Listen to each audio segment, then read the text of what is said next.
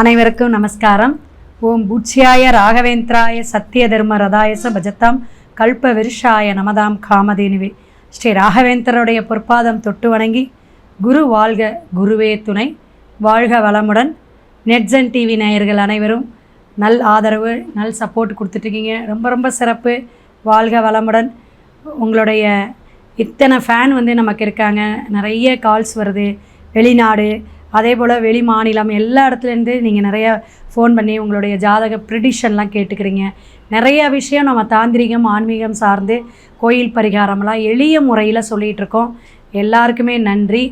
அதை விட ஒரு அற்புதமான விஷயம், உங்களுக்கு ஹாப்பி விஷஸ் பண்ணணும் அப்படிங்கிற தீபாவளி நல்வாழ்த்துக்களை எல்லாத்துக்கும் நம்ம தெரிவிச்சுக்கிறோம். இறைவனுடைய ஆசீர்வாதத்திலும் பிரபஞ்சத்துடைய அனுகிரகத்தில் எல்லாருமே நல்லா இருக்கணும்.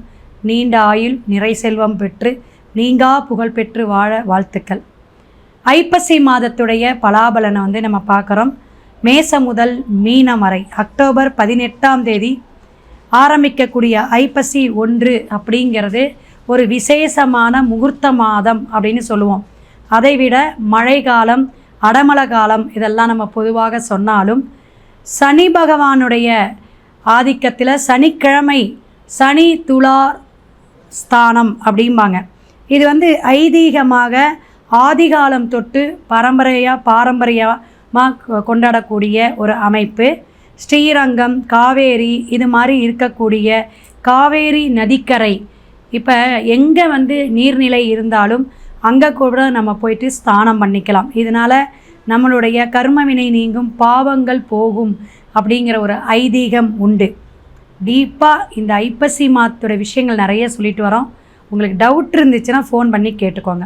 ஐப்பசி 2ஆம் தேதி ஞாயிற்றுக்கிழமை, அதாவது ஒரு தனம் பணம் நகை வரணும் அப்படின்னா, தங்கம் நிலைக்கணும் அப்படின்னா இந்த நாள் நீங்கள் போய் ஒரு ஜுவல் வாங்குங்க, தங்கம் வாங்குங்க. ரொம்ப ஏற்றமிகு ஒரு விஷயமாக இருக்கும். ஏன்னா தன திரியோதசி அப்படிங்கிற ஒரு நன்னாள் அப்படிங்கிறத தெரிஞ்சுக்கோங்க. ஐப்பசி மாதம் 3ஆம் தேதி வரக்கூடிய சிறப்பான மகிழ்ச்சிகரமான கொண்டாட்டமான ஒரு விஷயம் எது அப்படின்னு பார்த்தீங்கன்னா, தீபாவளி திருநாள். இந்த திருநாள் உங்களுக்கு மகாலட்சுமி நோன்பு, மகாலட்சுமியை வழிபாடு எடுக்கிறது, மகாலட்சுமியோட அஷ்டோத்திரம் கேட்கறது மிக மிக சிறப்பு, அற்புதம். நமக்கு ஐஸ்வர்ய கடாட்சம் கிடைக்கும் அப்படிங்கிறத தெரிஞ்சுக்கோங்க. தீபமெல்லாம் ஏற்றி வழிபாடு எடுக்கணும். அதிகாலையில் எந்திரிச்சு ஸ்நானம் பண்ணி நம்ம இந்த கொண்டாட்டமாக கொண்டாடக்கூடிய தீபாவளி ஒரு சிறப்பான ஒரு விஷயமாக இருக்கும். ஐப்பசி 4ஆம் தேதி கௌரி விரதம். இந்த கௌரி பூஜை எப்படின்னா, இது தனியாக நம்ம ஒரு வீடியோவை போடணும். ஆனால் நீங்கள் டவுட் இருந்தால் கேட்டுக்கோங்க. இந்த விரதம் 21x2 அப்படிங்கிற மாதிரி அமைப்பில் 21 பாக்கு, 21 வெத்தலை 21 பழங்கள் வைத்து பூஜை செய்யக்கூடிய, கணவன் மனைவி ஒற்றுமையும் மாங்கல்ய ஸ்தானம் நல்லா நமக்கு பலமாக இருக்கணும் அப்படிங்கிறதுக்காகவும், சரடெல்லாம் வச்சு நம்ம ஒரு கூட்டு குடும்பம் மாதிரி ஒரு கூட்டு பிரார்த்தனையாக செய்யக்கூடிய ஒரு ஐதீகமான வழிபாட்டு முறைகள்.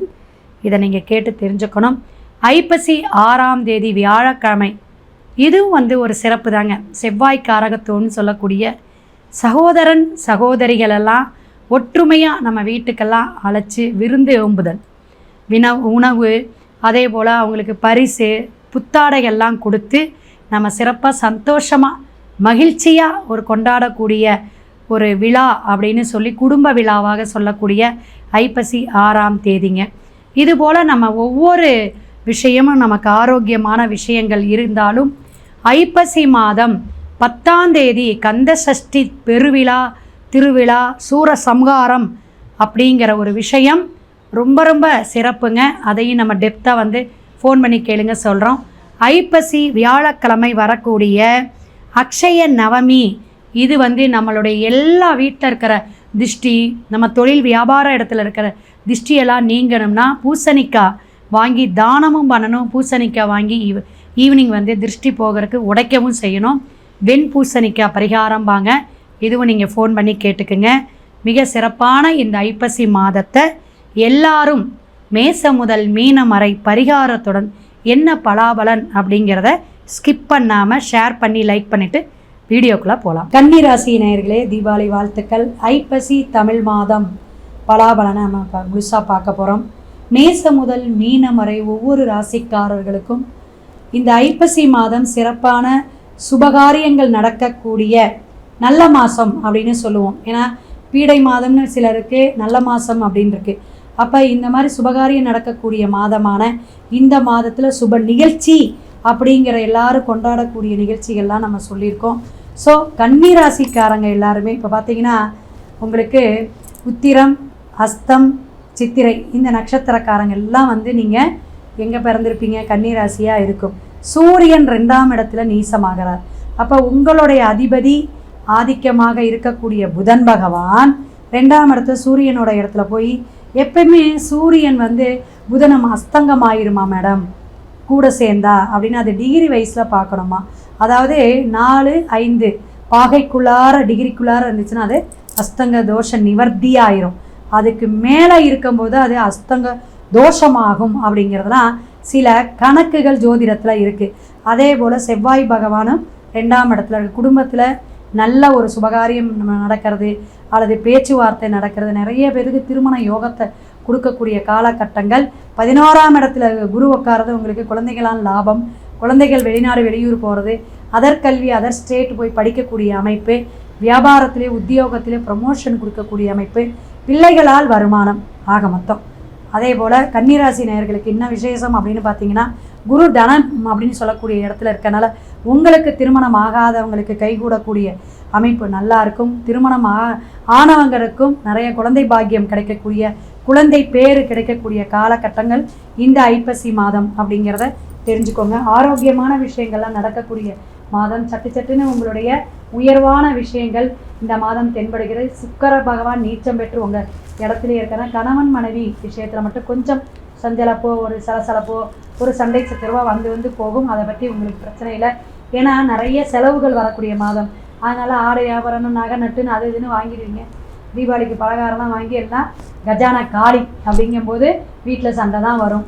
அப்போ பணத்தினால பிரச்சனைகள் சில எழும்பினாலும் அடுத்து வரக்கூடிய வருமானம் உங்களுக்கு பேலன்ஸ் ஆயிரும். பயப்பட வேண்டாம். ஒவ்வொரு விஷயங்களும் நமக்கு வந்து 2ஆம் பாவகம் லக்னம் நல்லா இருந்தாவே அந்த மாதம் கோச்சார கிரகங்களுடைய இணைவு வரும்போது சிறப்பான பலாபலங்களை நமக்கு கொடுக்கும் அப்படிங்கிறத தெரிஞ்சுக்கோங்க. உங்களுடைய ராசியில் இருக்கக்கூடிய ஒவ்வொருத்தருக்குமே நல்ல ஒரு விஷயங்கள், கல்வி சார்ந்த விஷயங்கள், உங்கள் பிள்ளைங்களை நல்லா படிப்பாங்க, நல்ல ஒரு முன்னேற்றம் இருக்கக்கூடிய காலகட்டமாக இருக்குது. சனி பகவான் வக்கரம் பெற்று சமசப்தமாக பார்க்குறார். தொழிலில் பிரச்சனைகள் இருந்தால் தீரக்கூடிய காலகட்டங்கள், தொழில் மாற்றங்கள், இடமாற்றம் ஐப்பசி மாதத்தில் மாற்றிக்கலாமா, செஞ்சுக்கலாமா, நான் ப்ரமோஷன் வாங்கிக்குமா அப்படின்னா கண்டிப்பாக சனி பகவான் உங்களுக்கு வந்து ஒரு அனுகிரகத்தை கொடுக்கக்கூடிய காலகட்டமாக இருக்குது. சிக்பண்டு அதே மாதிரி ஃபைனான்ஸு, கொடுக்கல் வாங்கல், இந்த மாதிரி கடன் வாங்கக்கூடியவங்களுக்கு மட்டும் கொஞ்சம் கவனம் தேவைன்னா சுக்கிரன் நீச்சமாக இருக்கார்.